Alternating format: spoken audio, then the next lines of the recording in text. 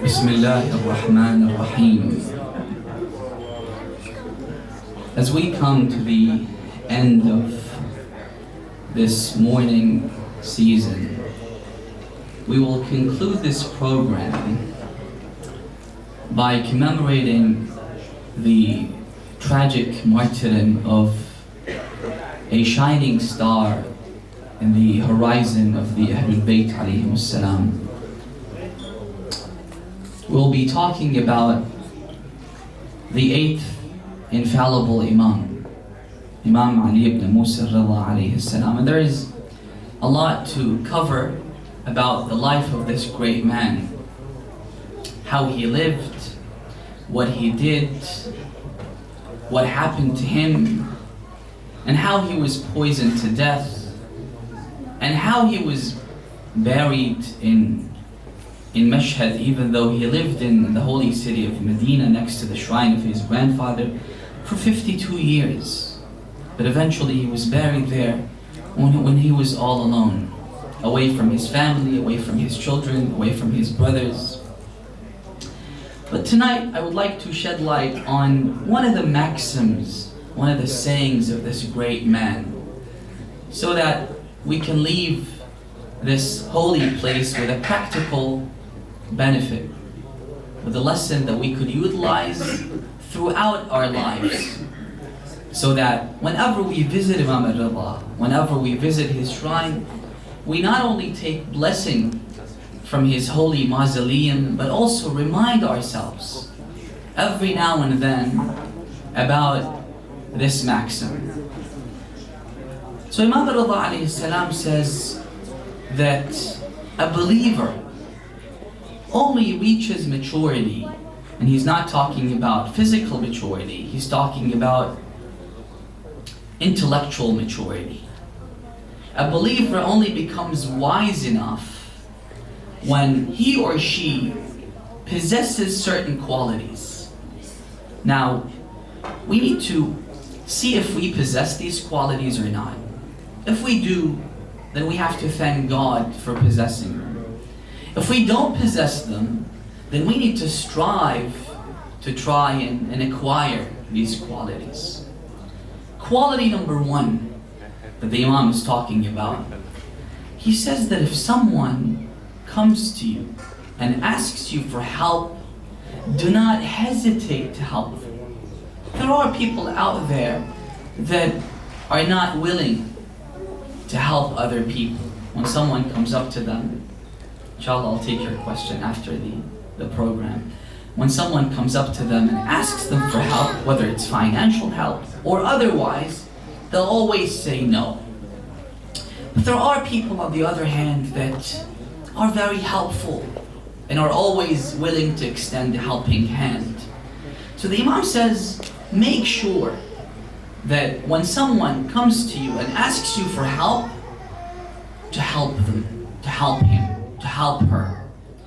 But the question is, why does the Imam link helping people with intellectual maturity, with wisdom?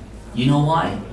Because of the famous phrase, what goes around comes around, like a boomerang. If you help other people, one day when you're in need of help, God will send some people to help you. Moreover, there's a hadith that says that if someone comes up to you and asks you for help, and you can't help them, what you can do, however, is go and talk to other people to help him, to help her. For example, someone comes up to you and asks you for financial help, but you don't have the means to help them, but you can talk to other people who have the financial means to help them. Now one might say that even if I talk to other people, most people are not willing to help. Even if that's the case, the hadith says that if you try to help your brother in faith, but your attempt to help him does not reach fruition, whenever you are in need of help, God the Almighty will intervene.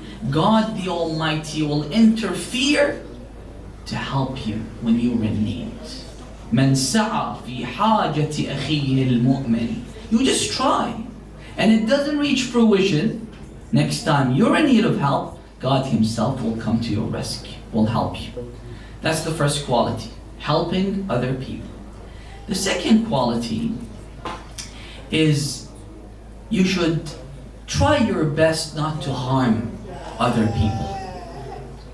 Again, why does the Imam link between intellectual maturity, between wisdom and not harming other people? Because of the same equation. When you harm other people, you will be harmed. If you backbite, and this is a hadith, this is a law that you cannot evade. If you backbite, people will backbite you. If you mock other people, people will mock you one day. If they don't mock you, one day they will be mocking your children. They will be making fun of your children. And I've seen that happen. I've seen people that ridicule other people because of, say, for example, physical deformity. They were born with a deformity. When you see them, you make fun of them, right? People didn't make fun of this guy, but God gave him a child who had a physical deformity. When he went to school, children started to make fun of him. Because he one day was making fun of other people, now he has a child that people ridicule, make fun of when he or she goes to school. When you harm other people, this harm will one day come back and bite you. And you'll be surprised. So the Imam says that make sure you don't harm other people. With your tongue, with your hands, whatever. Because if you harm other people, you will be harmed one day. The third quality, يستكثر قليل الخير بالنفس. When you do someone a favor, when someone does you a favor, you feel indebted to that person. You always thank them. You always are appreciative to what they did to you. However, when you do someone a favor, you belittle the favor that you do to other people. And this is how you can strike a balance in your social life. Now try to reverse this equation. When you do someone a favor, you feel that they are indebted to you. And you expect them to thank you all the time and every time they meet with you. While when they do you a favor, you belittle their favor to you. You'll lose all your friends. So the Imam is trying to tell us that if you're a wise person, you would belittle your own favors to other people, while you will feel indebted to people that do you a favor.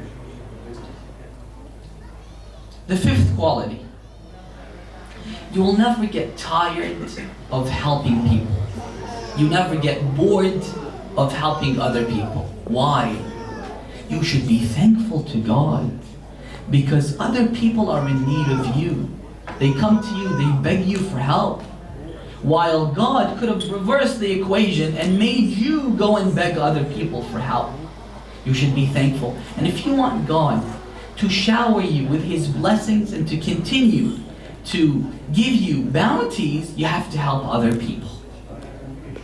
Because He's helped you, His grace upon you is conditional on you helping other people. This is why you should never be tired. You should never get tired and bored of helping other people. The sixth quality, you should never get bored of seeking knowledge from the cradle to the grave. That's what a wise person does. And the knowledge that I'm talking about here, the knowledge that the Imam is talking about here, is not physics and maths and chemistry. He's talking about the knowledge that is linked to your religion, the knowledge about the hereafter, the knowledge about the reality of this world. You should always try to seek knowledge. You might say that I live in this city, in Australia, I don't have access to the seminary in Najaf, or the seminary in Qom, or the seminary in Karbala. First of all, there are online courses that you can take. But if you can't do that, you can listen to a religious lecture. You can read a religious book. You have to increase your knowledge every day and all the time. Otherwise, your knowledge will decrease. So the Imam says a wise person is someone that tries to increase his knowledge all the time. And then the Imam says, he talks about maybe the most important quality. He says the most important quality is about how you view other people. He says when you look at other people, you see two types of people. People who are bad, people who are worse than you, and people who are good, people who are better than you. Now, I've met a lot of people that settle for mediocrity when it comes to religion. When you tell them, why don't you increase your knowledge about religion? Why don't you pray more often? Why don't you pray on time? They would say, but look at my friends. Look at my friends. They're much worse than me. And sometimes children, they say this to their parents when their parents expect them, say, to pray on time, to come to the mosque regularly. They say, but look at my friend. He never comes to the majlis. Look at his father, he never goes to the mosque. They only attend the majalis during Muharram. The Imam says that when you look at someone who is ostensibly bad, who is inferior to you, you should never say that he is worse than me. You should say that maybe his interior is better than my interior. Yes, his exterior looks bad. When you look at him, you think that he's a sinner. But maybe he has a good heart. And sometimes, these people that you least expect to be good people, they make a stance in favor of their religion more than the people that are supposed to be religious and attend the mosque all the time. So the first type, or the type of people that you think are worse than you, you should never say that they are worse than me. Maybe their heart is better than my heart. And in the eyes of God, they're better than me. The second type are the people that are better than me.